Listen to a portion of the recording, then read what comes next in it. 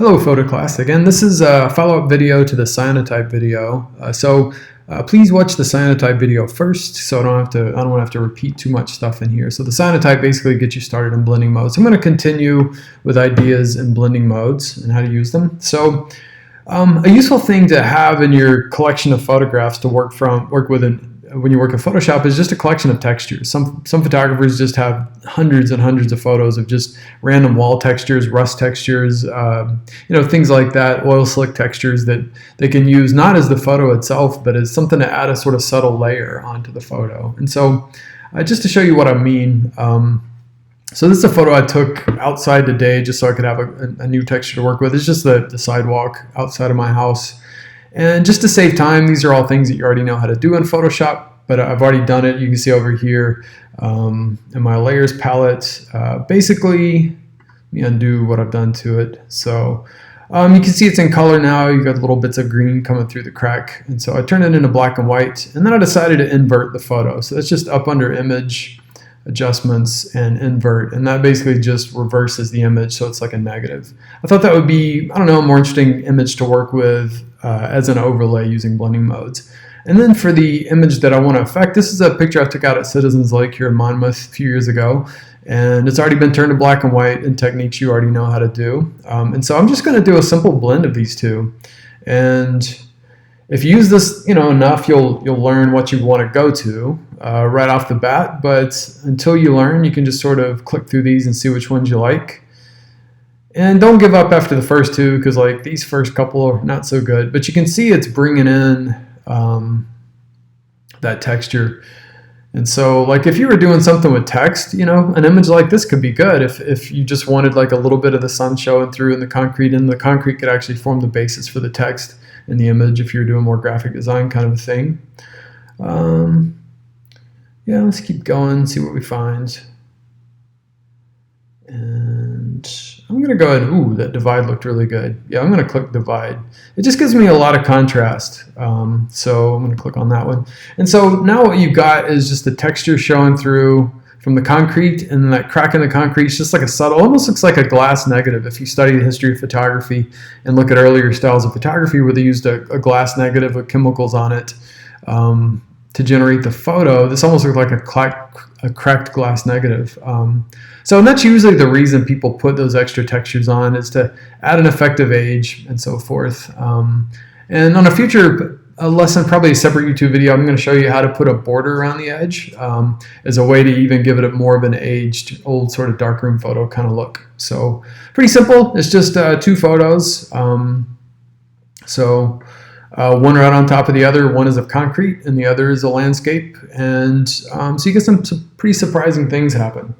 All right, so I'm going to switch to another image to work with. And so this is Stephanie, and so what I want to do with this is pretty much the same thing, just to try out and see what happens. So I've basically got the same image of concrete. I've just cropped it a little differently to match the portrait, and just going to see what happens when you apply a blend mode to this.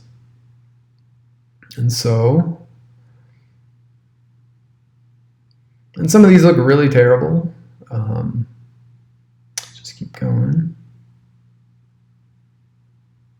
Wow, you can see it looks like she's made out of concrete on some of these images. Very badly too, I might add. That looks like she just fell in the mud. So this difference image is really cool because it becomes like almost like a solarization, which is another darkroom process. But I don't know, it looks just really, I don't know, that's a pretty interesting image. And again, that might be a good effect if you're a graphic designer designing a poster or CD cover or something like that. But let's go with something maybe a little more usable, like overlay. Now, if I click on overlay, now you can start to see how photographers start to mimic, like they might, overlay like lace over a human face, or if you're trying to make someone look like a tiger, you could put an image of tiger. Yeah, an image of tiger skin. What's the word I'm looking for? Tiger fur, the striped tiger fur, and an image of that over a face, and then overlay the two using this overlay in your blend modes. And using that, you could probably start to Photoshop erase some things out, so you just leave the the effect of this tiger stripes on the face, or a little bit like an effect like, I've actually got these images already up here just to show you, a little bit like this. So you can look at some better Photoshop tutorials. I am not a YouTube expert, so if you want to seek out help from better YouTubers, you can look up things like this, and so you can see this is actually using overlay mode. If you can make that out there in someone else's tutorial, overlaying looks like a wallpaper pattern or something over a face, and then starting to erase away the parts you don't want or need. And so you can get pretty intricate with the the erasing out process on those to make them look good. Or these look really cool too. I saw a movie poster designed this way recently, but this is just going for a double exposure look, and I think these images just look really awesome. So you could photograph somebody on a high contrast background so that it's easy to erase the background out, and really get in there and do some cool stuff, overlaying images of people with the city is in this one, or trees or whatever. But yeah, feel free to go online and look up some additional tutorials. But it's basically using really similar things to what I'm showing you here. Yeah, and so so another thing too to think about with these layers is just that they basically are just, if I go back to a normal overlay, just a normal layer on top of this. Let me get rid of this one. And if you just turn the opacity down, that's your most normal layer. And so you can see as I drag this over, I'm starting to see both the concrete and the face at the same time, until eventually this face, which I'm making more transparent, just disappears. So 100% is just full line. So your normal blend mode, really, it doesn't blend at all unless you change the opacity slider. And then you go into these and try things. And so again, we're using overlay on that one, and you can do more to it to make it look good. So, and then and again, you guys can hit me up to get on Zoom together, and I can give you some more lessons individually when you're working in Photoshop. It can be really frustrating if you've not worked with it much and a tool's not doing what you think it should do, or something I'm doing, it's not doing it for you. It frustrates me all the time too. So if you're having problems, feel free to email me and we can set up an appointment, or you can use one of our regularly scheduled 12:30 to 2 times if you like. But I want to show you one more thing before I end this video.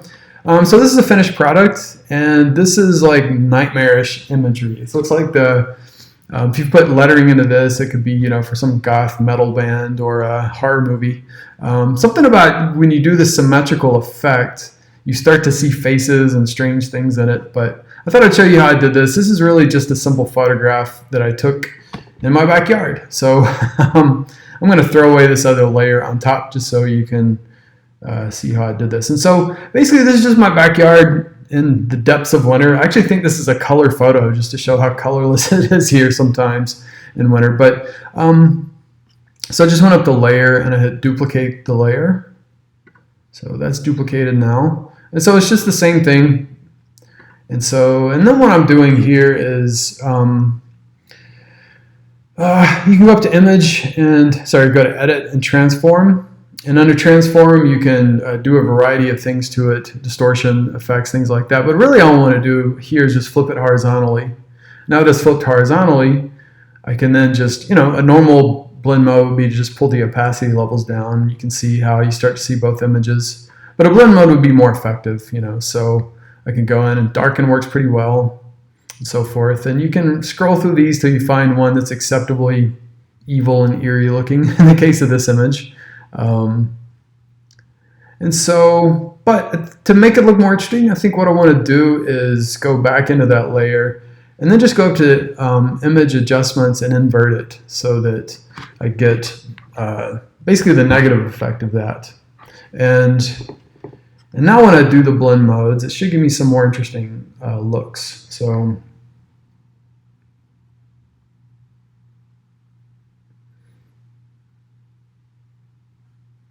I don't remember which one I was using earlier. Let's see. Wow, that looks pretty freaky.